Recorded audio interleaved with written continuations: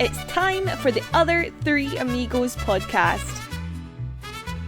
Find us on Facebook, Twitter and Instagram.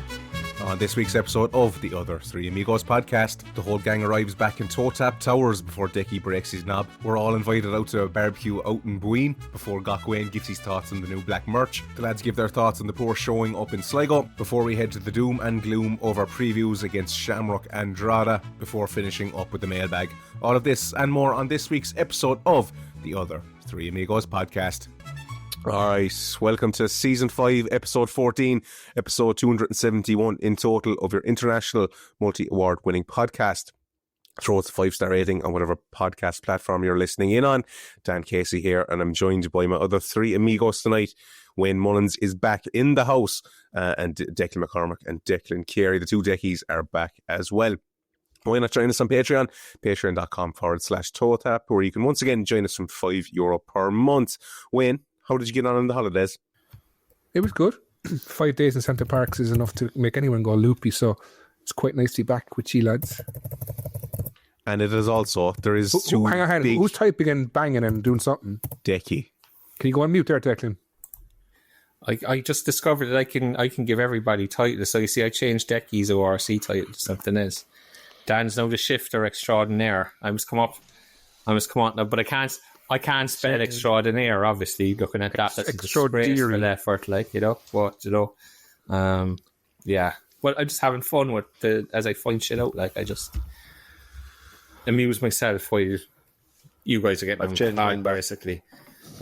I just keep changing it, Deck, as we go. Every time we change it back, I just change it again. You can jump between only Rebel Chief and original Rebel Chief Deck. The O is pretty variable, like, so, yeah. As I said, change the Chief to Wanker, I think, works. That shifting video has been sent to the girlfriend about 4 or 5 times. People wondering, was I cheating on her during the weekend? Like, who she hangs in there after seeing that, then she's a keeper for sure. Like, if she hangs in there after seeing that video, no, Christ Almighty, I'd nearly be gone. I'd be heartbroken the way around, like. But yeah, fair play to her. Okay. Do you need to get stuff off your chest? Something you want to tell us, Dan? Come on, Dan. We're all here for you, buddy. Yeah. No. I'm quite all right. I'll keep things to myself, I'd say. Or I should do more often anyway. Wayne, there's 2 massive happy birthday balloons alongside you.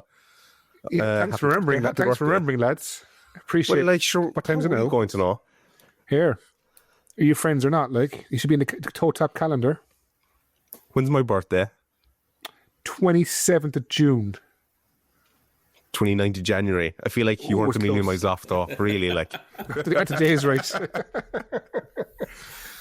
All right, will we crack on to this pod, or we're still doing the introductions? We're going to Academy Watch. Yeah, that'll work. Someday I'll be ready. Or there's a new Academy Watch, isn't there? Money for nothing. Hang on, here it is. Stop playing anything anyway. Stop playing, Dan. Any minute now. We can't hear it.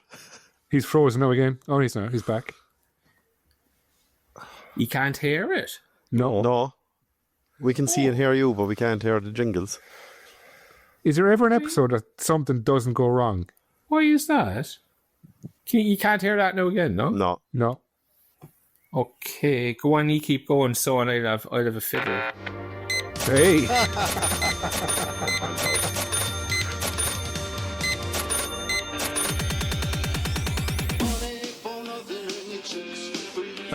Our under-20s had no game. Our under-17s beat Treaty United 4-2 away from home. Charlie Hanover with the hat-trick. And Jordan McCarthy bagging the other goal. And our under-15s, they beat Limerick FC 10-1. Calvin O'Sullivan O'Shea got 4 goals. James Kennefick got himself a brace, and then 1 goal each went to Fiona Nixon, Alex Wilson, Jack Cunningham and Destiny O'Kerdia. And our under-14s had no game. Let's driving on into a bit of Commie Watch. Commie Watch with Ivan Draco on the Other Three Amigos podcast.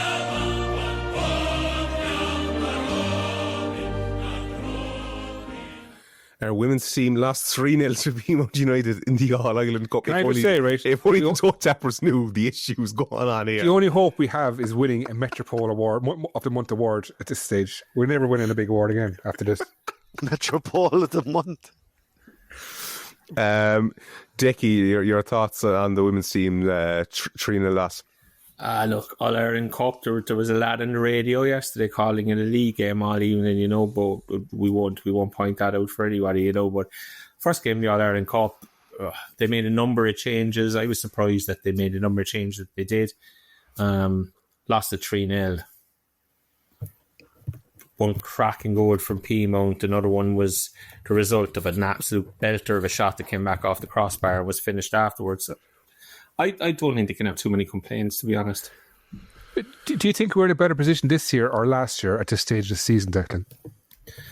Oh, it's much of a much, I think.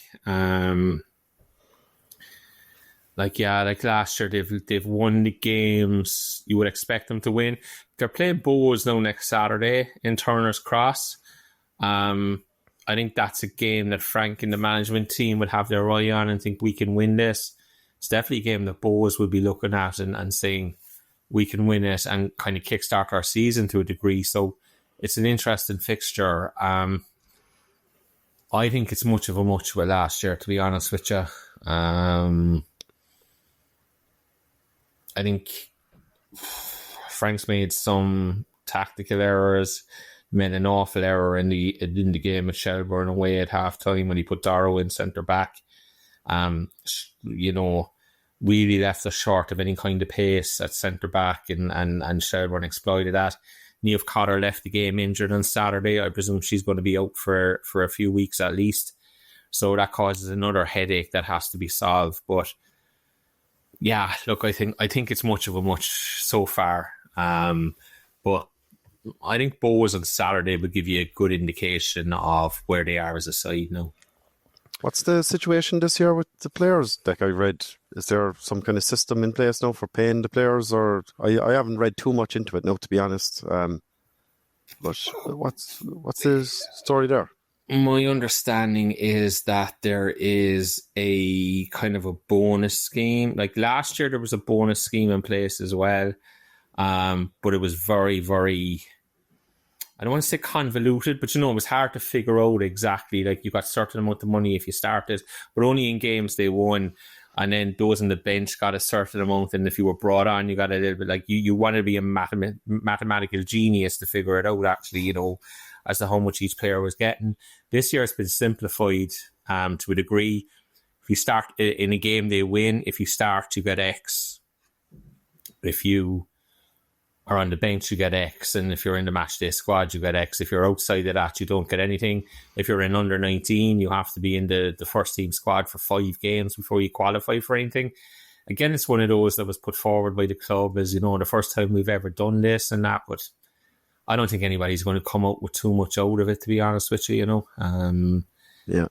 And it's look, it's a step forward, and from that point of view, then that has to be taken as a positive, but it's still absolutely light years behind where other teams in the league are and what they're doing in the rest of it, So yeah. It's just a shame if they're still in a position, I suppose, where the players, like a lot of the players in the squad, if it's a convoluted bonus system and, it prioritises the players that are starting and whatnot, that it's still costing these young girls money to play for the club. Like, I put it this way, Dec. If you're, I don't want to quote figures now, I don't know, is it 10 quid or 20 quid if you're on the bench but you don't get on, right? So if you're the sub-keeper who's not getting on unless the keeper gets injured, you're still training 3 nights a week, you're still at a match on Saturday and you're getting 20 quid a week. You're getting 20 quid max out of it, Yeah. It's never going to pay for itself, paying for itself, But the league can't pay for itself either, but that's the Last Damas issue. And this week's Last Damas is out today, so if you haven't listened, make sure you do. There was news during the week of Mark Canham's departure from the FAI. Dickie, are we all... That was the flapping sounds from Boyne. Dickie, were you all invited over for that barbecue? There's a big party. We just need to organise it. No canned ham. And look, I mean, it's good news. It's great news. Man was completely inept in the role that he was filling. Who do they get in now is the next big fear. But look, for the moment, we'll just Packy Bonner. enjoy the next, fact is he? that... Huh? Packy Bonner. well, Packy's safe in his board job, but like David Correll did say in his press day that he was going to take on the role that Mark had up until the point that they appoint somebody new. And if there's not somebody in place to do the managerial reviews at the end of the year, that he will lean on the football expertise within the association to help him undertake those reviews himself. I mean, that's Packy Bonner, you know? So, like, you can't have that. Like, well, they will do it and they can do it. And I'm not a big fan of Correll. Look, I'm generally not a fan of anybody in Abbott. Someone that's probably well known now, but Correll did not impress me with the stuff that he spoke to the media about last Wednesday. He doubled down again on the Colin Healy situation. We stick by the footballing decision. He basically trotted out again everything that Canham had trotted out. And a lot of that stuff has been already discredited and massively called into question. And I think just packing it out there again, and, you know, he came out with this stuff that Heimer Helgerson was, again, always the number one choice, and they took a decision to sit and wait for him to become available, and now they're being proven correct in the rest of it, and you're kind of going, look, lads, stop digging this hole, because if he had sat and wait, then you wouldn't have put out the videos. Callum wouldn't have done the interviews that he did, which indicated something completely different, like, you know. But this is the narrative they're going with. Correll is out there now putting out the same narrative. So therefore, he's also on the hit list now, as far as I'm concerned, you know. So, just line them up one by one and get rid of them all. Like. Just for balance, I think they're a great bunch of lads. Who do you think's going to get the role next, or will they have another role entirely, do you think, developed? I think it'll be the same role. I mean, it's this chief football officer. It should probably be, hopefully be somebody from outside the association. Lots of people were saying somebody from Ireland, somebody who knows the game here and that. But I'd actually maybe look outside of football and look into other sporting organisations that have done well. You know, Tennis Ireland, Hockey Ireland, those kind of organisations, and see is there somebody in there that can be brought into football.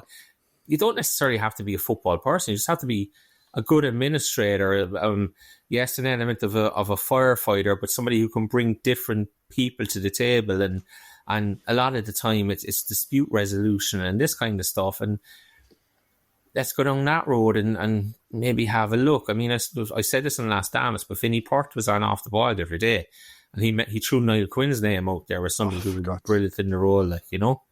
It's like, fuck, stop, like, you know, just stop, like, you know. But these are the talking heads in the media who are putting this nonsense out there. Like, so let's see what happens. An old boss of mine said one time, how can you soar like an eagle when you're swimming with ducks?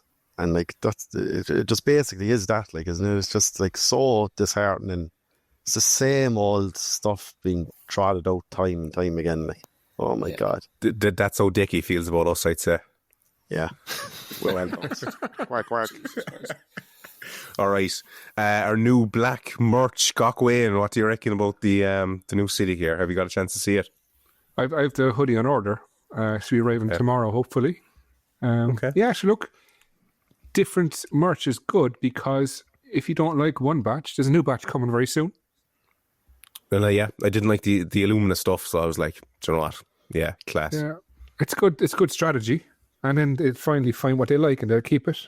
Because Rebel Army Clothing is here for a long time, lads, I'd say. So, yeah, and I'd say, like, with the brand mark on the crest, which you'd expect won't change anytime soon. You know, there's plenty of ideas in the tank. I'd say, like, you know, next year we probably have a green and red range, hopefully, and white and whatever. So you know, there's plenty of colour options still in the pipe, you'd imagine. But all right. Yeah. I had a feeling when I saw the huge batch of variation, I was like, did the Pakistani factory just have a large amount of like black samples from a different club or something, and just like probably did on it? But look, if it is, exactly, and it looks nice and whatever. So, you know, there's always room for merch, always, and like different brands, different areas, different groups. You know, because we haven't actually seen a lot from like fan groups like Commandos and stuff. They used to like bash stuff out loads of times, but yeah, it's good to see loads of merch coming up. Yeah, there's definitely a window there for an unofficial merchandise area, I'd say. I'd say so, yeah. Look, we live in hope. Does anyone know how they got on in the Arc Cinema Apart from obviously the game and the result being shit, but I think it went swimmingly this time around, from what I heard anyway. Oh God, I know my LOI TV experience. Oh God, do I even want to go there again? Like with this rant. Oh my God, like this sign into your TV, and you got to keep. What? So if the game crashes, right, you got to go back in again, and I have to do every time. At halftime, it doesn't work. Yeah, and then I tried to log in on my laptop, and it was saying we must now log you out of all sessions. I haven't even logged into my TV, and the TV was just frozen. And I put this up on Twitter, and a few other League of Ireland fans gave me some advice. But like, why are the fans the ones that have to be putting out troubleshooting advice? The thing is, it's not just LG TVs. I was Sony, and the same thing was happening. Yeah. I don't look. Can I just say that mine was absolutely perfect on the TV? And that's not being, that's just the way it was. Yeah, I believe you, Dick. Yeah, the problem with this service is like it's a wide spectrum of quality. How are you watching yours, Decky? I turn on the TV, I open the app. It's connected to my phone since the first time I used the TV. I was connected, whatever, to my account since the first time. And it just comes on and plays, and I sit. What TV do you have? I have a... It's not Android, is it? This is a regular Android, smart TV. Yes, it's an Android. What's Android? Okay, interesting. Yeah. Very interesting stuff here. Anyway, time to get on to the shit game. Rovers 1, City 1. Declan Carey, I feel like Stop. Actually, Declan, why are we not in with the airport? Do you have any idea about that? Like merchandise and stuff, and So we are from what I can see, like we've a decent branding relationship with them. Like back in 2019, we did a good commercial deal with the guys in the airport. And they were very helpful as well. Anytime we had European games and stuff like that, and obviously the logistics sorting stuff out at the airport. And you see underage teams now as well. Recent years gone away on trips. They're unbelievably helpful when it comes to things like that. And we had the branding above the stand. Come fly with us or something like that. It was the branding above the Cork Road stand, I think, and. So like we've had a long-standing relationship with the airport. I see there recently then we're putting the fixtures now on those LCD screens, which is another nice little add-on, nice little evolution of the already existing deals that were there for years. But look, if you're asking, like, why don't we have jerseys and merchandise in the store? Like, ultimately, from my experience anyway, those decisions are taken by a team in Dublin. And they prefer to have more generic, popular types of, like, Irish merch and Guinness and, things that generally sell in every airport. Low price point from buying them in from that perspective. And look, I would say the only way the club will get jerseys in there is if they give them for free to the airport, to be honest, because the quantities that they'll want and the cost, they'll just say no. And so it might be something we see. It'd be a nice addition, but like it's common enough that you don't see like branded like Ireland jerseys and Munster jerseys and stuff like that. They just, don't want to take those decisions. I'd imagine if you went up to Dublin, you'd probably see Leinster and whatever. But those decisions are taken from in Dublin, and it's just one of those things, I guess. Okay.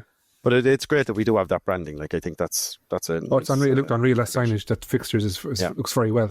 Fair play to the commercial team. All right, OG Decky, what did you make of the game? What did I make of the game? It was by far and away the worst performance of the season for me. Could be the worst game of football I've watched in 10 years or more. It was just atrocious stuff. I think we've lost our mojo. I think we've lost our confidence. I think if I asked the three of you guys what was our best performance of the season so far, would everybody give the same answer? Shells away. Yeah, that's the answer I would give as well. And obviously we Shells away. Then Keats got injured in Derry, and you can just see the confidence seeping out of the team. Like that Shells away performance, it was like we were on the front foot. We were moving the ball well. Everything was quick. Everything was, and we looked like a team who were confident, who were saying, "Okay, we're going to go take the game to you." Sligo on Saturday night was just looked like a team lacking massively in confidence, lacking massively in mojo. We had 2 shots on goal all night, the one Cahill put wide in, I think it was the 75th minute. So from 0 to 7 in 75 minutes at the team who were bottom of the league, we didn't have an attempt at goal. And then a minute later we score. You know, Kit Nelson's in the right place at the right time. I'll tell you, our buddy Jack's a lucky man that Nelson finishes it after him, because it would go down in history as one of the worst misses of all time. But nobody's going to talk about it now because Kit Nelson scores the follow-up, so it doesn't become a massive issue. And we're just, as I said, I think we're just the side who's lost all confidence, but that side that were away at Shelbourne or wanted to get after the game, were confident about the things they were doing, was a mile away from the side in Sligo on Saturday night, you know. And I think we've gone from a team who were happy to go out and believe in ourselves and take the game to other teams, to what we saw on Saturday night. To me, was a team who were afraid of losing the game, afraid to make mistakes, afraid to do the things that we were doing earlier in the season. And it's completely understandable, because we're finding it tough to score goals, and obviously that's in your head, and it's like, okay, let's try and keep it out. And look, we score the goal, we give away again. And look, the Josh Fitzpatrick thing, the sending off, okay, it's ridiculous. It's absolutely ridiculous. Josh will know that. Tim will know that. The club will know that. I'm not sure that I buy into the whole narrative of, the sending off cost us the game. Because no matter what would have happened, Josh Fitzpatrick isn't going to be standing in the box between the two goalposts trying to head away that cross, you know? And Stephen Mallon's given a free header, and Francis Lee-Lomboro's given a free header. And look, guys, I talk about first division players. For me, Francis Lee-Lomboro is the definition of a first division player, you know? And Sligo were just so short of options, they took him out of Galway. But I saw him 2 years ago, the year Galway won the league, down in Cove for Galway on a night where they drew 1-1, and he was desperate, like, you know. And I looked at him coming on, and I was like, okay, of course, on my own, I go, there's no threat here. And just to prove me wrong, as always happens, he pops up and scores. Like, well, it's just like we spoke last week about that area of the pitch.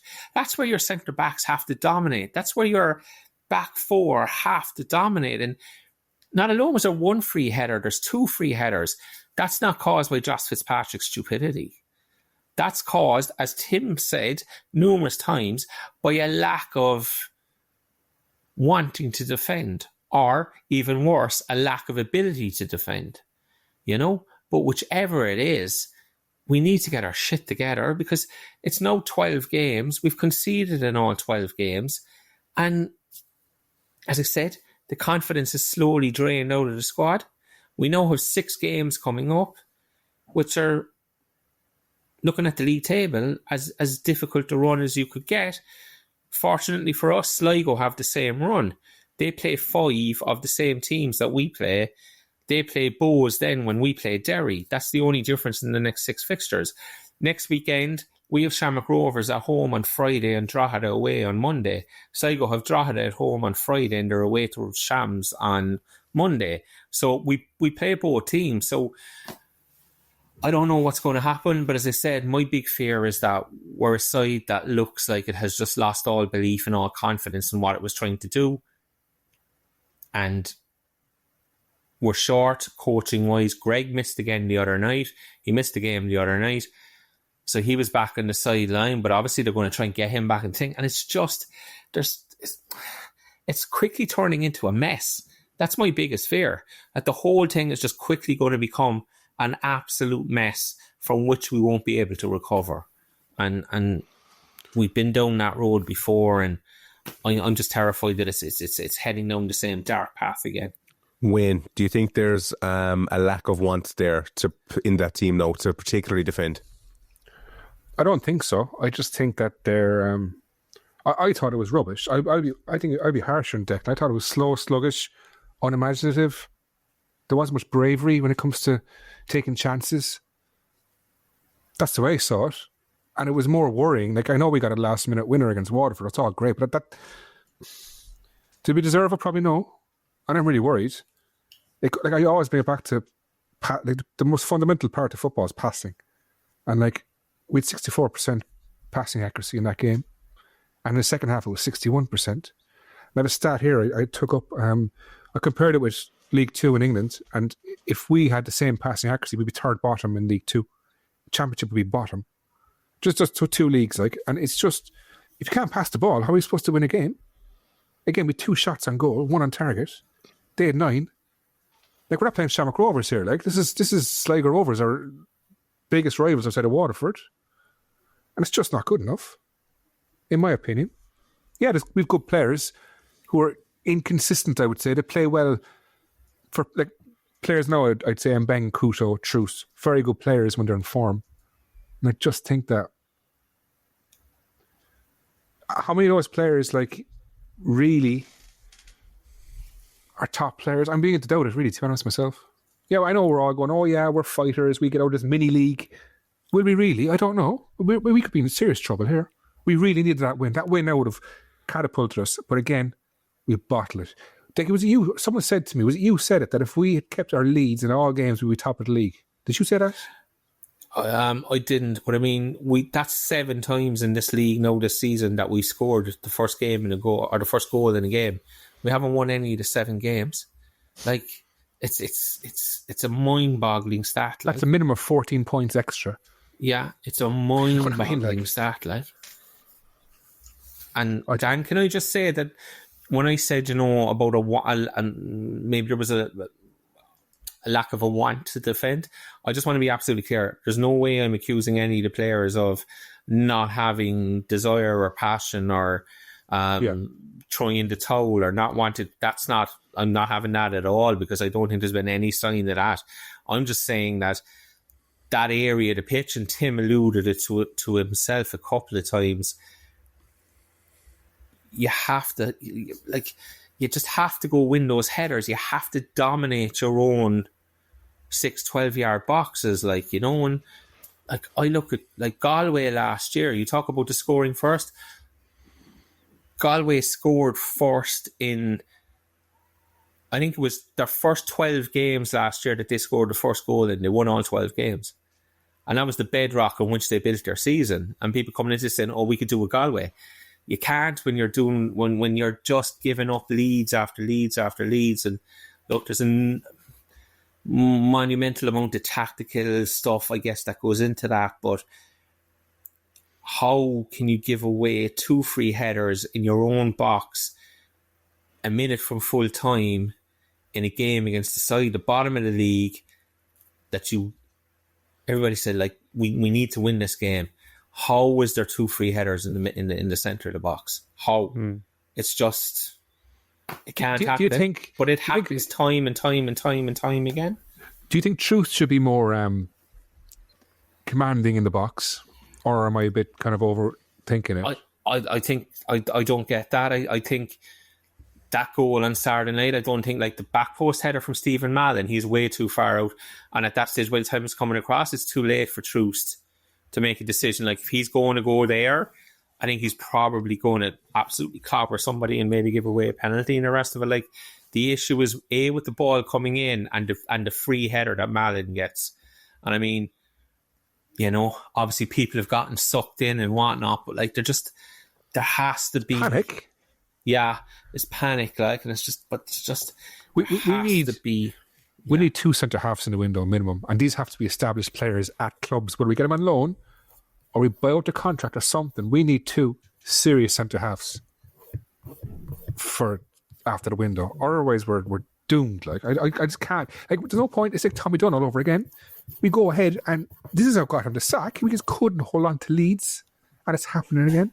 I have a few concerns and worries after the game, obviously, on Friday. Like, the first half, we were absolutely abysmal, and the second half, we were not much better, as Wayne's passing stats were very helpful in explaining.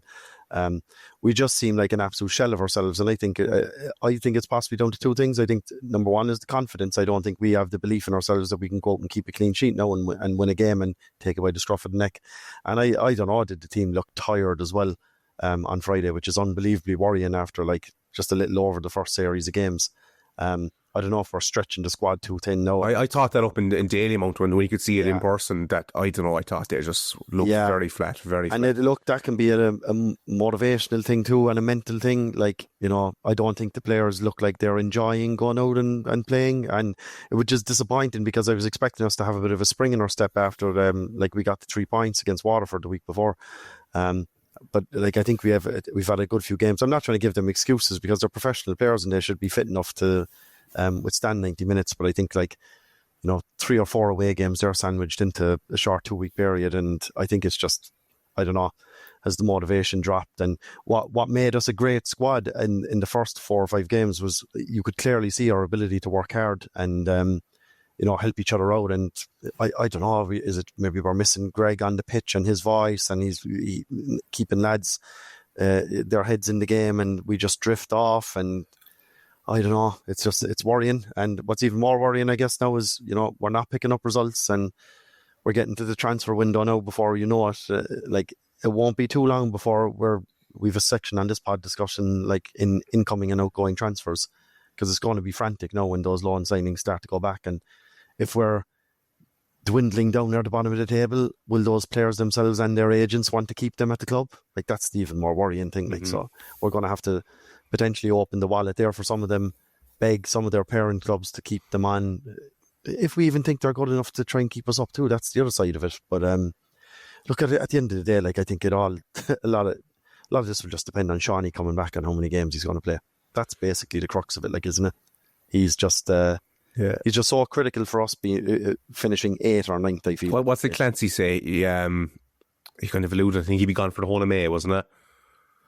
I think in a press conference around the week. But anyway, is Benny Coote okay, Dickie? Did you hear it on that? There's a rumour, I presume it's true, that he was taken away in an ambulance away from the showgrounds. Yeah, he left the showgrounds in an ambulance. Like, he clattered into that concrete wall that runs around that side of the pitch. I don't know. I haven't heard. I actually didn't ask.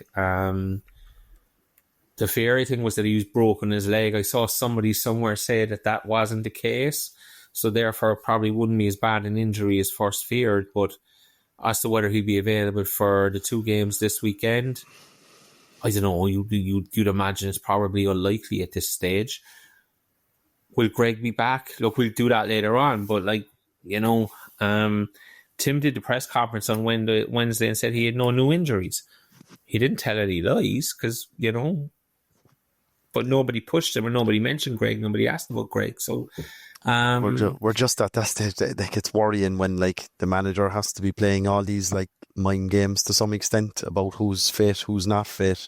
Like, you know, the mind game we played with Daniels coming in and just being named in the squad and signed an hour before kickoff or whatever. Like, you know, it's worrying that we have to go to this level of, you know, secretness and just it's trying to shithouse basically, but we're not getting the results from it then either. Like, so yeah, it's just very, very down after Friday, to be honest. My LOI TV experience ruined the game for me anyway, and then if it went down, it was probably a blessing, to be honest. I had plans to watch the game and then watch the boxing afterwards, like the Eubank and Ben fight and all this. I had great plans on the Saturday night. My missus was out of the house and I was like, great, now twins are asleep upstairs. I have the night ahead, like, and yeah. It was a nice change for Saturday game, though, I will say. Yeah. But, Wayne, how worried are you that we are now facing relegation? Oh, sure we are, though. We're facing a battle anyway. I just worry, like, we've got some, like, as I said, we can't question the heart of the players. You can't. But you have to question the ability. And I don't trust the club having a good window. Yeah, I know we signed Daniels, like, when we need it. I get that. But I just worry we're asleep again. And Kit Nelson will be gone. You know what I mean? And I just worry. And if we sign someone else, then are they going to be ready? Do they need 5 or 6 games to get back into it? Then the season's over. So, we'll see. It's 50-50 in my book anyway. Because Sligo could easily go on a run of 3 or 4 games and we're screwed. We needed to win that game and we didn't. We bottled it, in my opinion. Decky, do our hopes So Sorry, go on. I know people are going to be, oh, you're saying that, but we did. There's no way other ways looking at it. A draw away to Sligo, yeah, great result. Not in the position we are. Mid-table, draw. Oh yeah, sure, Sligo away. We had to win the game, and we had it. We had it by the balls. Injury time, bang, there we go again. You know? Decky, does our season now hinge on Shawnee's return? A season should never hinge on one player, like it shouldn't, like, but yeah, it probably does. I think it more hinges on somehow restoring the confidence that we had for that first 7 or 8 games. How you do that, I genuinely don't know, but we have to find a way to believe in ourselves and believe that we can win games. I mean, we play Shamrock Rovers at home on Friday night. Then we go to Drogheda, who are still the league leaders. I mean, on paper, that's an exceptionally difficult Friday, Monday. But how do the players look at it? Are they looking at it going, okay, here's 2 good opportunities to go out and do something that nobody expects us to do? Or are they going to bed tonight thinking, oh, Jesus, I can't believe we have to play those 2 games back-to-back, Friday and Monday. Oh, Christ. It's the latter, God, you know? Honest. It's hard for me to explain why I know this or how I know this, but look, I was involved in a relegation side myself behind the scenes, and it's eerily like reminiscent. Like at that game on Saturday, reminded me of a game we had there in 2020. I think we were away to Finn Harps, and I think Deshaun Darling scored. There was a Darragh O'Connor, and we went 1-0 up, and we just couldn't hold on to the lead. Yeah, and I just knew it, and we drew with Harps, and we needed to win to get away from off the bottom, and it would have. I think we would have probably stayed up that year, to be honest, if we'd been. But I just knew. And then on Saturday, when we went 1-0 up, and look, I know I agree with you on the red card. I don't think that phase of play was, would have been benefited if Josh was on the pitch. But as soon as he got sent off, I was like, we're losing this one. And when Sligo were putting the ball on the centre circle after scoring, and I looked and they threw up the sign for 5 minutes, I was like, yeah, that's it anyway. Well done, Sligo, 3 points free. And if we're thinking that, imagine what the players are thinking when they've gone through this time and time again on the pitch, and they're, putting in all that effort, I guess, and then not getting anything out of it, and it's the same downtrodden attitude. From what I hear this week, it's the atmosphere in Bishopstown is not good. But look, that's the thing. The fan base now has the fear. Yeah, I fear the players have the fear. You say it's not good in Bishopstown, so now it's like the fear is encompassing the whole club now, and it's very, very difficult to break out of that then and break away from it. Obviously, if Shawnee comes back, gets a few games under his belt, scores a few goals, that gives confidence back to everybody. But yeah, you could still be 6 weeks away from that. No, we don't know. And he said, I remember saying 2 years ago, I have the fear. And, it's definitely creeping back in again. And Decky talks about the reaction when Sligo scored the other night. My first message into the group afterwards was, don't fucking lose it now, But that was the thought process that everybody had was the same as Decky's. Like, oh Christ, it's 5 minutes injury time. Are we really going to screw ourselves over here? And I'm sure that was the thought process with the players as well. Josh, the only reason we didn't lose is because Sligo were so shit. To be honest, they had chances. They spent a lot of that 5 minutes in the last third of the pitch, and they just, oh my God, some of the touch and their concentration, and I've been so disappointed if I was a home supporter on Saturday night, thinking he got a goal and 5 minutes left on the clock against 10 men, and that's what you produced in the last 5 minutes to try and win the game. I still think they're absolutely rubbish, and I think we'll at least equal their results in the next 6 games. I can't see them doing much better than us, to be honest, in the next 6. The strange thing about the game, I actually went on to SofaScore to see the score because I knew I was 2 minutes behind with my stream, and I was so scared of us losing. I wanted to know the result rather than watching it. So I actually found the result. So I actually enjoyed the last 2 minutes of the game, and that's the situation we're in now. And it's look, in Bishopstown, be all fearful. They can all be, oh, what's going on, and blame other people, blame the podcast, blame this. It's time to suck it up now and grow a few balls, everyone at the club and the fan base, and just try and we're fighting a relegation battle here now. This is the 3rd time in 5 years But do you think the fan base has kind of just already consigned themselves? No, It's very much. The fan base very are much, saying it's grand, everything's fine. Like everything's, don't worry about it, we'll be fine. This is the same shit that happened 3 years ago and 5 years ago.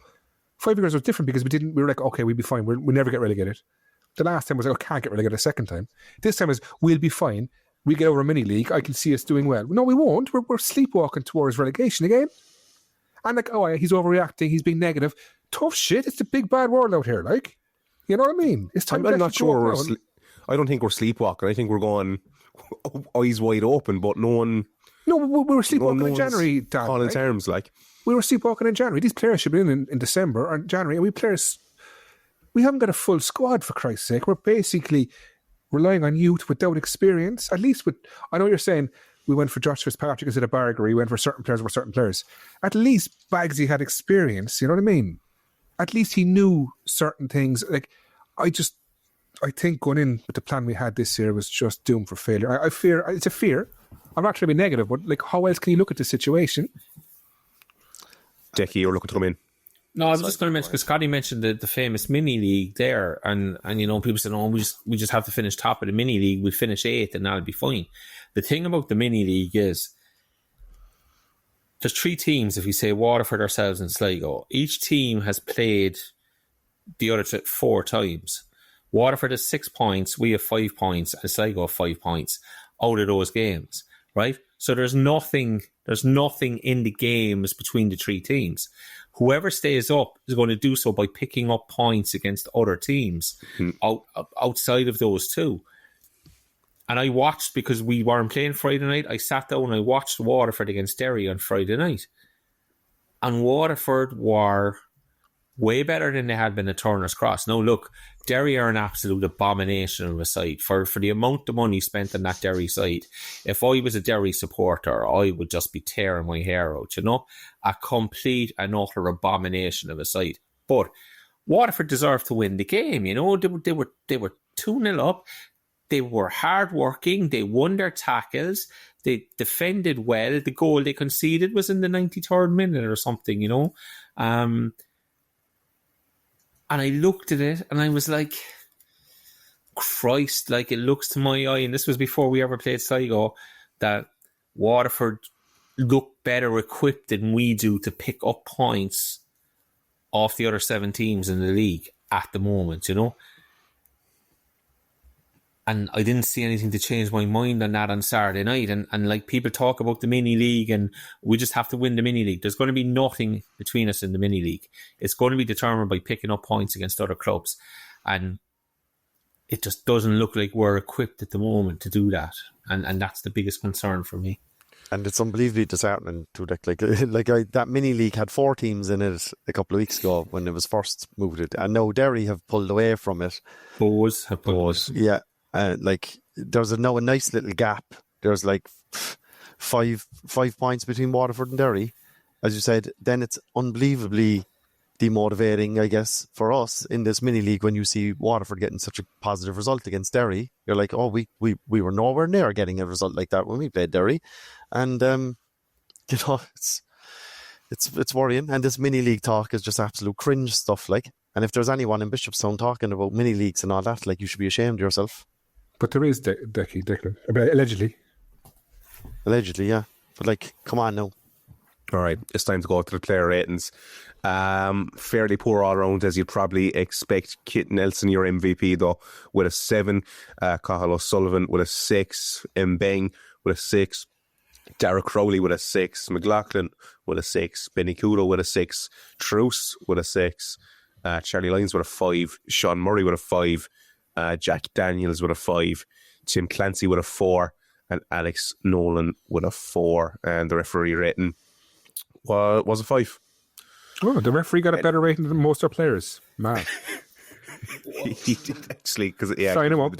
But what did the referee do wrong that he didn't get a 7 or 8 or a 9? Like, he had no influence in the game whatsoever. I thought the referee should be 1 to 5. Actually, is what they should rate him.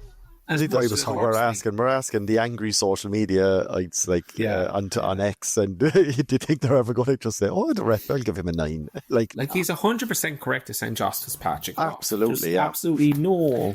Let's double a referee's rating in the future. So if you got a 5, it means you got a 10. Yeah. How about that red card though? Like the worst red card you could ever take as a team. Like he didn't even connect with the headbutt. Like I know I shouldn't be advocating for violent conduct, but like, oh my God, jeez. All right, we'll park it there. That concludes the first half. TOTAP come back to us in the second half. We'll have Mbengbag as well as the Shamrock and Drogheda previews. Okay, listen up, toe tapper. Do you love us? Do you sit back and wait every week for the pod to drop? Do you close your eyes and listen to our dulcet tones?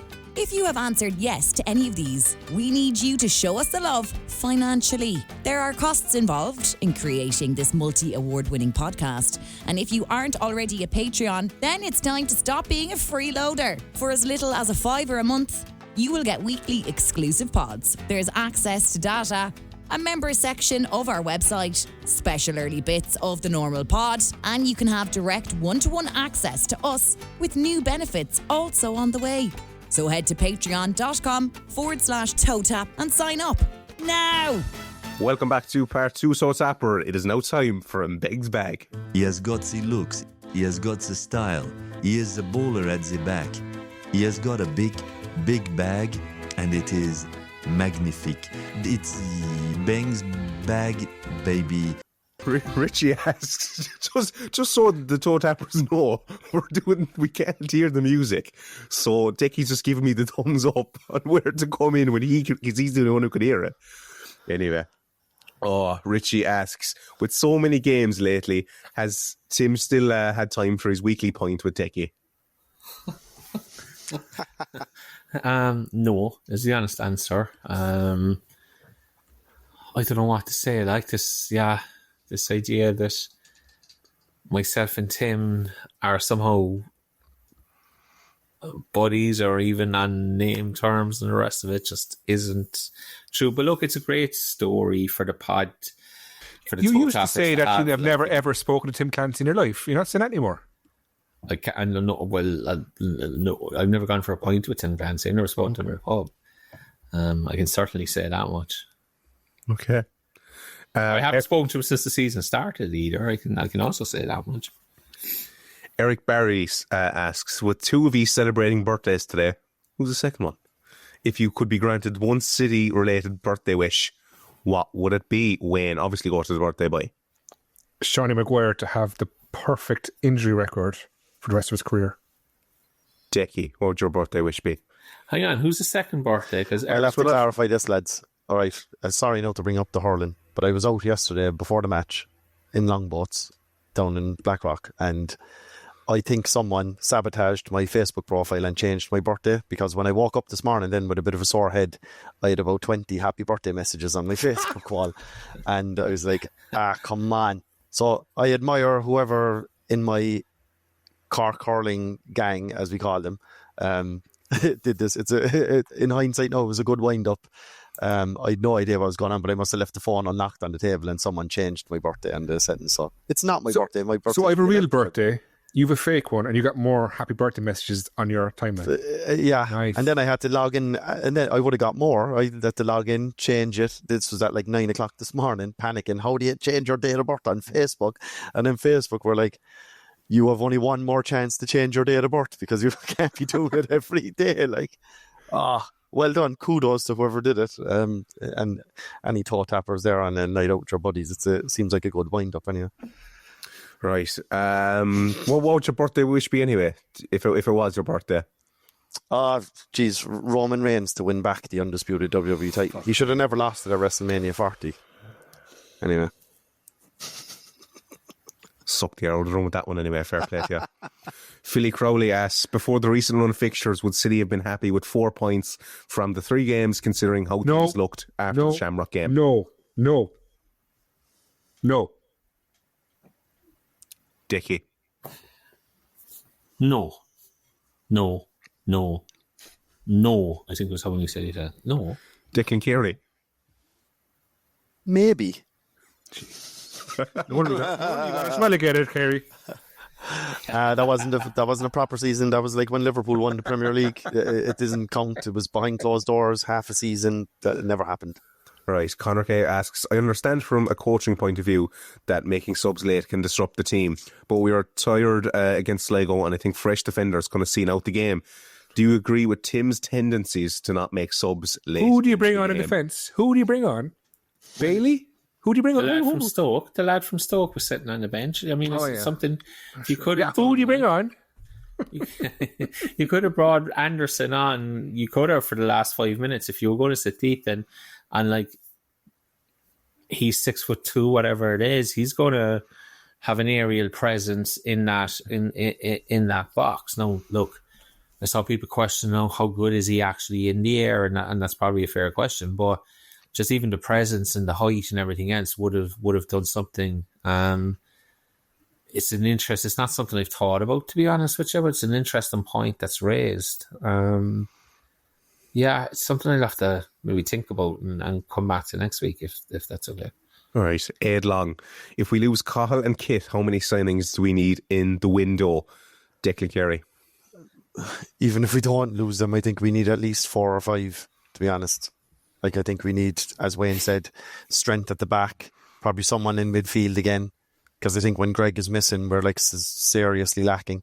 And, Daniels, the jury's still out on him, and like Shawnee, like what's going to happen there? And like then you're talking, replacing Cahill and Kit.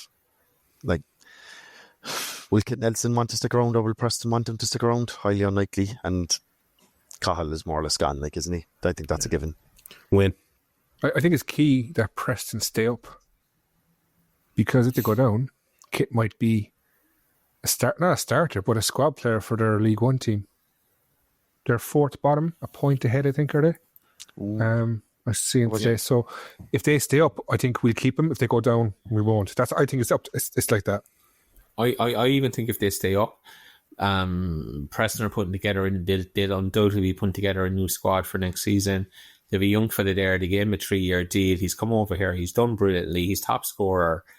I don't see any way in which even Kit Nelson himself won't want to go back for pre-season and try and become a part of that new squad for Preston, be they a championship squad or a League One squad. Like Wayne, if they're a League One squad, I think he's an absolute certainty to be involved. It might be a little bit harder in the championship, but I just don't see him not wanting to give himself that chance, and that's why I'd be kind of fairly confident that it's just this is where we are, like sad talking about Preston saying, like if he stays, he has the potential to be an absolute legend of the club. He does. Like, he's putting this club. He's one of the only ones there who's putting this club forward. He really is. I hope he listens to the pod and he takes that on board, Wayne. But it's his agent will have his brain in mush anyway by the time the summer comes. And if we're down in the bottom 2, good luck and thanks, Kit. Like, the problem is, I think if he stays, he's giving up a year. He's not just giving up 6 months, because he'll only play here till the middle of November. He can't play for Preston until January, which means he's going to lose match fitness. Then he's going back into Preston. He's trying to impress a manager or whatnot in the middle of their season, where depending whether they're going well or not, whatever way they're going, it's much harder to do that in January. So the chances are he gets shipped out on loan again to League One, League Two, and it's next summer before he can go and break into Preston. At that point, he's only probably a year and a half left on the contract, whatever it is, and all of a sudden they're looking at their options and is he worth keeping and everything else. So I think it's almost inevitable he goes back this season for his own career trajectory more so than anything else. And he's young, and he's he's well able, and he'll go into pre-season much sharper than the rest as well. He'll have come off this dogged battles with us, and he'll be nice and battle worn going into pre-season, and that'll be actually a piece of piss for him, because he won't have to get back up to full match fitness, and then his agent will be telling him all this. He'll say, you'll have a head start before everyone else coming in the summer, and he won't kick a competitive ball between October and January at best if he hangs on with us. So I think the more I'm talking myself into him being absolute certainty to leave now, actually, the more I think about it. The ones leaving, so Daniels is out of contract, Nelson will be gone, Troost will be gone, possibly. Cahill, who else is there? Cahill, definitely. Cahill will be gone. Who else is left? No Keating. Maguire who knows what happens. That's why I was saying, when like our starting 11 in August is going to be like almost a completely different 11. Yeah. Imagine that. And then we're going to be, we're in this mini league battle. I don't think Daniels will be gone, because I know the club put it out that they signed him till July, but Dan MacDonald, who knows this stuff, was very, very clear on LOA Central last week that he checked it out and you can't sign somebody only until July. We have to sign him till the end of the season. So if Dan MacDonald says that, I'd be inclined to trust him, to be honest with you. He would be a decent third choice, second choice, definitely, because he's something different. Maguire's quick and fast. Keating is kind of a holder-upper and a dogged player. Daniels could be kind of a Cascarino kind of job, hopefully, if he can head the ball, which you haven't seen yet. He might have something like a release clause, where the club have the option to release him in the summer with a payoff or something like that, if he's agreeable to it. There might be something like that. Oh, yeah. I agree with you. Like he's registered with Cork City at the moment until October, you're right. And there's probably something in there that says we can get Shoddy with maybe $2 or $3 grand payment or something like that then in the summer. All right. Ian Crowley asks, how damaging is it not having a number 2 with Tim Wayne? Massive. It's showing, isn't it? It really is. You can't expect Bolger to be doing assistant player coach. I don't know. It's such a shame we're at the situation, but look, maybe Tim just wants to find the right person. You're just giving the benefit of the doubt here. Yeah. Mm-hmm. Decky knows in more. hindsight, I know it's such a shame that Colin didn't take the assistant manager role. Like, it's such a shame. Like, can you imagine how we would have performed in the last maybe 2 games, I suppose, 2 or 3 games, if we had him? Like, I think he would have given us a nice little bit of extra spice, as they say. Dickie? Well, just on this as well, no, Dan, and again, we know the situation in terms of the coaching staff. The numbers were down. If Greg is back on the pitch on Friday night, which none of us know whether he will be or not, that's another body gone off the bench. And we have coaches getting sent off in Sligo. It's just like... What about that? Oh my God. I don't know what went on. I don't know what started it. But this idea of all the bravado after the final whistle, and Team Troost ran from his goal and got stuck into it late as well. And I actually thought Troost was going to get himself sent off as well. And I'm just going to and I was just sitting at home thinking, is this smacks of Jay Scabia? The year we got relegated, where with 5 minutes left in the game, or 2 minutes into injury time, he'd do the fake hard man shit, and look how much I care, I got booked, and I got that. But it's harsh. That's harsh. And look, maybe it is harsh. Because 3 years ago, we were saying the opposite. We want players doing this, and they weren't doing it. So at least they're doing it. Like, this is the thing. At least they're do it trying. The game. What's the point in doing it after don't the do it in whistle? the 96th minute. Yeah, when the game's over, and I'm talking about the coaching staff getting involved in it. The game's over, get on the fucking bus and go home, and don't be costing your club fines. But we're so limited in the numbers that we have on the bench anyway. No, we're down Anthony Keneally next week because he's going to be suspended. He might get 3 games. I don't know. It depends on what he's reported for and the rest of it. Anthony Fenley, is it? Anthony Fenley, sorry, what did I say? Keneally, sorry, my apologies. Anthony Fenley. So it takes another body out of Tim's backroom staff, takes another body off the bench.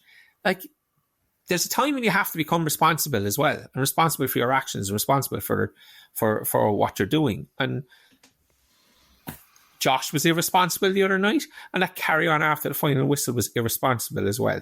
And it'll come out now, he's giving out about this fella and that, and why can't he shut up, and he's at everybody and the rest of it. But look,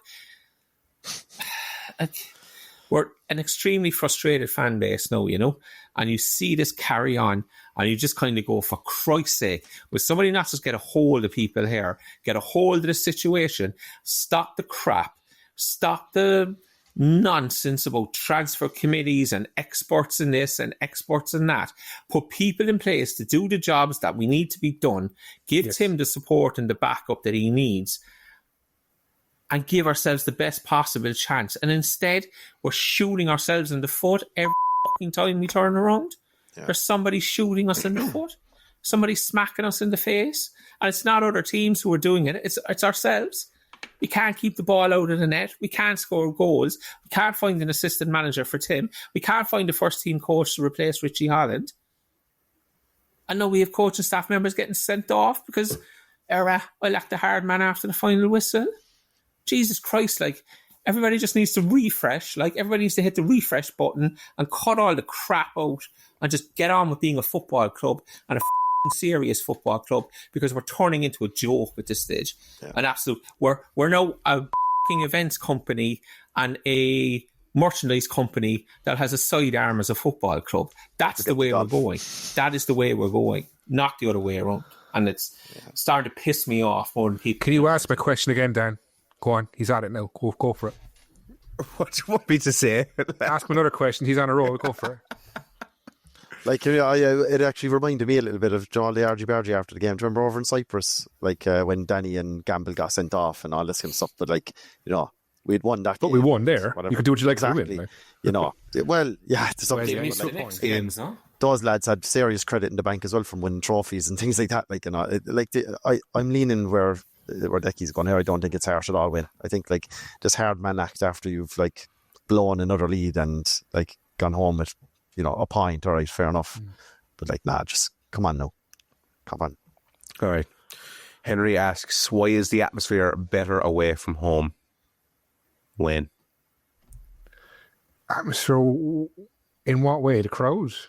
I presume so. It's always better away from home because if you drink or you're away from home and it's like you're in the enemy's territory, of course it's always better. Maybe go to an away game. Even my favourite is Shamrock Rovers away, like, because you just feel like, we're here now. Even though I always think we're going to lose, it's nice to rock up in the Cork Rage in the City jersey, and that's my view on it. Declan?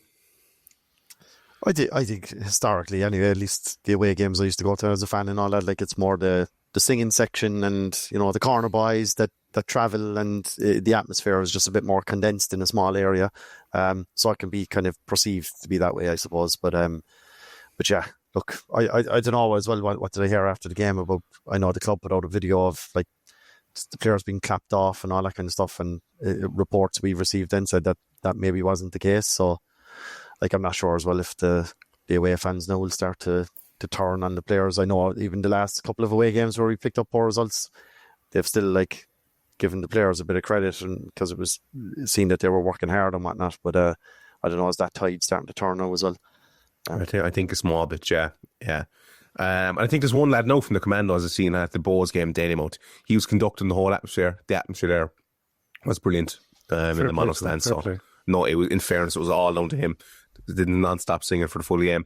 Luke O'Malley, not a question here, but just says that whatever about investment and all the rest of it, injuries, etc., if we can't beat 10th place Sligo, something has to give. Gareth the Bad Boy Barry, I had a question last week for the chairman. It wasn't personally aimed at him, but he was the head of the board at the time. My issue with the election of Usher was that it was all about him and no alternative from Forrest, and that he, in brackets Usher, came on the podcast and spooned off his bull about it being a club for the fans, and he understood the fans of City, also saying that he wanted Friday nights to be for people to meet up and be a social outlet for them. As soon as he took over, it alienated the main majority, I presume it's supposed to be, of fans and fans of this podcast. Thanks. Thanks for the clarification, Gareth, the Badger Barry, or whatever he goes by this week. But no, like at the end of the day, I think, like, looking back on it and hindsight, like, would myself and the lads, if we were still in charge, be in a equal or better position than we are in now? No, we'd be in a worse position. We'd be in a worse position because financially we'd be in the doldrums. But we'd be happy, Declan, wouldn't we? But if we got relegated in 2023, say, because we would have had a terrible budget, let's be honest, under Forrest, and then we probably would have won the first division again the year after because it was harder to lose it. And then... But no, but why would we have won the first division? Like, I mean, what ifs? Like, this is the ultimate and what if bullshit. No, like, but if we get relegated under Forrest in 23, why did we win the first division in 24? I know it's a core division, but Forrest simply wouldn't have had the finances to put into the squad, in fairness, what Dermot Usher put into the squad. So I don't see any comparison, to be honest with you. Look, everybody knows my view on the situation. I'm not going down that road again. I just want to kick the self. Yeah, let's move on, lads, and get a bit happier. All right, we get a bit happier. I know the question to cheer Dickie up. For original Dickie, would you rather be a WWE superstar or a GA superstar? Lads, I think I'm more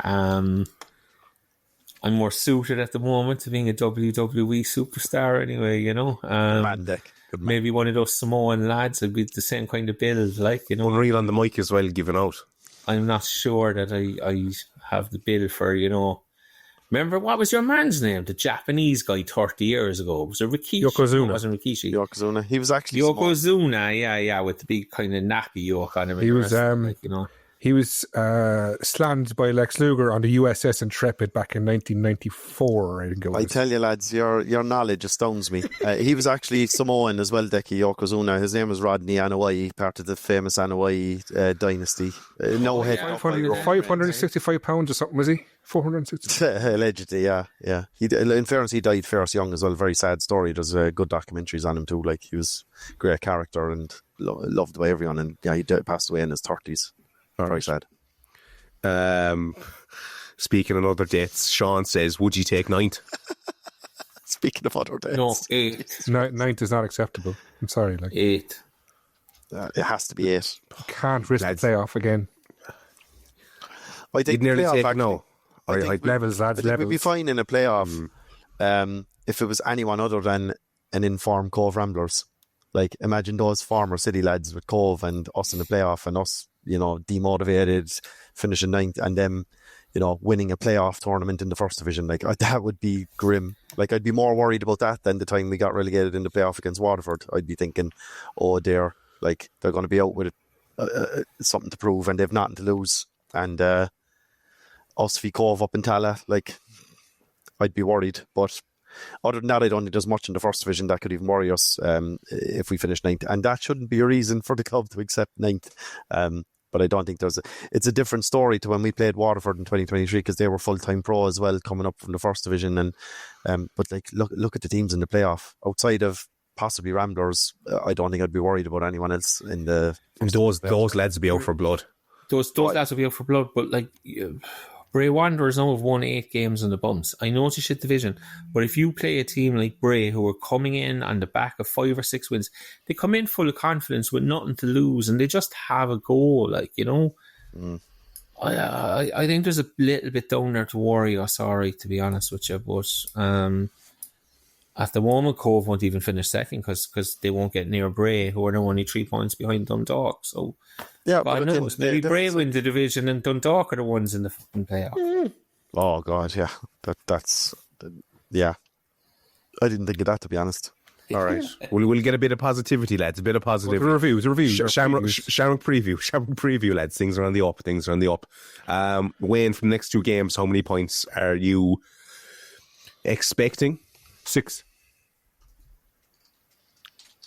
But come on, really? No, I think 0. I would think, and that's not anything negative. It's just being serious. I'd be happy with 2. I'd be delighted with 3. I'd be ecstatic with 4, and I'd be over the moon with 5. With 6. Declan Carey. Yeah, I'm going to have to go with 0 as well. Dan, unfortunately, like, I think look, away to Drogheda, that's hard to see us picking up anything there at all.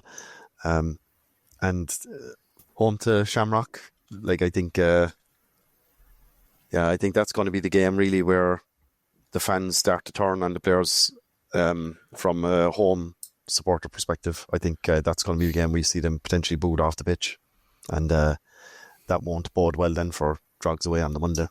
I think. Is there any potential of us beating Shamrock? As in coming out, all guns blazing, getting an early lead and just taking it to them? Is there any chance of that happening? Well, if we get an early lead, we'll surely blow it, like. The only hope of that, Wayne, really is like Cahill producing some moment of magic in the first 5-10 minutes. Or if Daniels scores, maybe, like, you know. I just don't see it. Dickie, were you there playing the harmonica or coughing your lungs out? I don't know what you're... Coughing my lungs out, yeah. But look, Wayne asked, can you beat Shamrock? Of course you can beat Shamrock Rovers. Like, they're... Like, go back and look at them against Bohemians on the Easter Monday. 2-0 up at half-time, absolutely cruising. And I've spoken before about them being an arrogant football club. That second half performance was arrogance personified. Little flicks, fellas trying tricks, bang, bang. Next thing, they lose the game 3-2. They're going to come down here Friday night, City or bottom of the league. Their fan base will be giving it all the shit on Twitter and the rest of it. It's actually the perfect game, I think, because the free shot again, but we don't have a huge amount to lose. Nobody expects anything out of us. I don't think our own fan base will expect a huge amount out of us on Friday night. And the two lads have already written us off and said we don't have a chance. So perfect game. Like, just go out and do the basics. You work hard, you make your tackles, you make it difficult for Shamrock Rovers, and then you see what happens.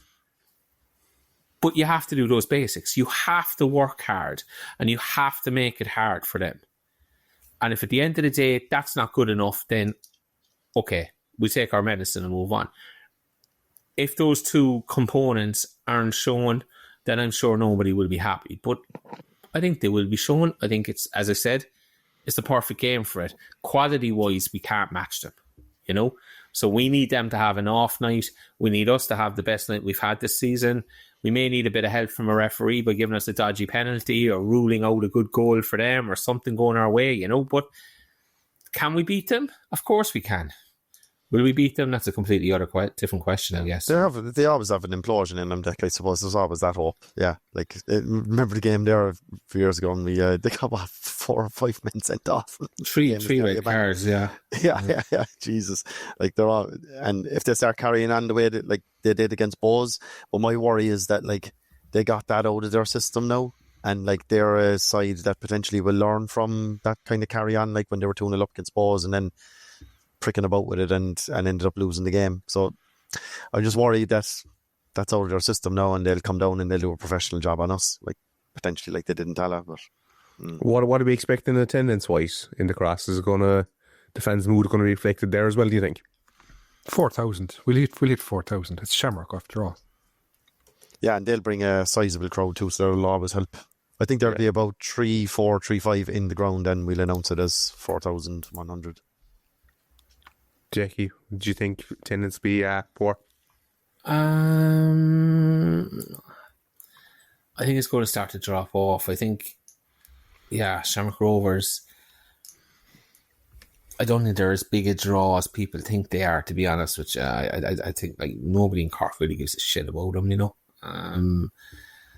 My worry is the kids and the TikTok generation, where they see them and they played in Europe and they're in the Europa Conference and these guys are famous and blah blah blah, and the kids will want to go see them and they know they're players from seeing them on TV. I love how we've dragged you down to our level, Decky. What, 12 episodes in? You're at our level. I love it. Me or OG Decky? Oh, you.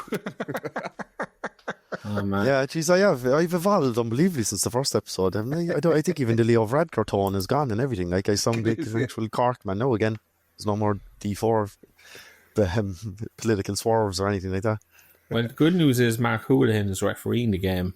And he's only reffed one Premier Division game this year. So it's not like Shamrock Rovers will be able to walk all over a referee who hasn't done much, who was only reffed one game so far this year. Like, you know.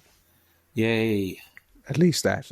Wayne, what are you expecting from the team lining up? I mean, we don't know. There's so many ifs and buts around it, to be honest. Like, the fact we have 2 games in 3 days, 4 days, 3 days, it's hard to know.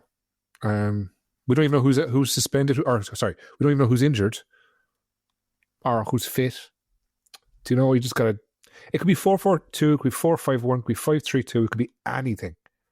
And I'd wager no one here could tell what we're playing either, unless there's a few leaks out there.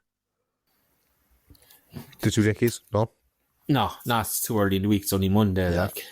Too early, yeah. Look, Scotty's right. It could be anything. We've changed and adapted numerous times. I wonder would Tim be inclined to play the same team that started in Tala and say, look, you need to go out and make up for that night and that performance and the rest of it, you know, and give them that opportunity. Obviously, I think Jack will start up front on his own, so either them goes 4-5-1 or 5-4-1. Tim has went with the 4-5-1 more so than anything else. But if you think Anderson will come in, maybe? Maybe. I would be hopeful, because if we sit back, the 5 at the and back, we just allow them to come on to us, and eventually they'll break us down, like, you know. And then we're not a team who's built to chase a game at the moment. That's the biggest thing for me. Like, so, look, it's... Yeah, we might as well be handing Rovers a loaded gun if we put out our team lineup and it has the 5 at the back formation like that we've gone with from time to time this season, especially at home. It's going to be like, oh my God.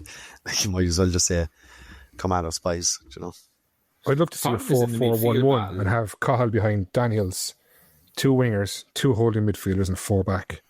With a perfect defence, midfield and attack then on the break. That's what I do. Okay. It's match prediction time. It is match prediction time. We'll go Shamrock game first. Declan, Kerry. 2-0 Shamrock. Win. I'm going for 2-1 City and Daniels to score twice. I just have a feeling. Okay. I hope you're right. Decky. It's difficult. I'm going to say 2-2, but like, I'm not sure I really believe that, to be honest with you. He's like some gangster there leaning back with just a silhouette. You can't see him with the way the window is. Like, he's just like smoking a cigar. Drogheda, Declan. 2-0 Drogheda. 2-1 City, Jack Daniels 2. This is going to be the new 4-2. Skyrocket ourselves at the top of the scoring charts. And then we've an issue in May where who do you start, Maguire or Daniels up front? What do you do? Oh, jeez. Are you as keen on Mbengbag as he were at the start? Is he still up there? No, I think he's in the wrong position. I think he should be defensive midfield. Okay. He's a great player, but I think he's not good enough defensive to be centre back. I think if he's in the middle, not for running, but I think he can pick out a good pass, and he's got a bit of defence in him too. So I think I'd put him alongside Bulger in the 2. I put Cahill behind Daniels, or I'd put who do you put on the wings then? Christ, Nolan, and who else? No, you put Kit Nelson out on one side. Nelson, yeah. Yeah. Oh no, I put Kit Nelson behind Daniels. I put Cahill at one side. Yeah, okay, that works too. Is there any news on Dyke's deal as well? Like, around the same time as Shawnee is what Tim Clancy said anyway. you'd nearly forget about him, like, wouldn't you? They've gone so long now, and it's grim. It's grim. He's injury prone out at this stage, I think. So unfortunately, We're ending on the high note.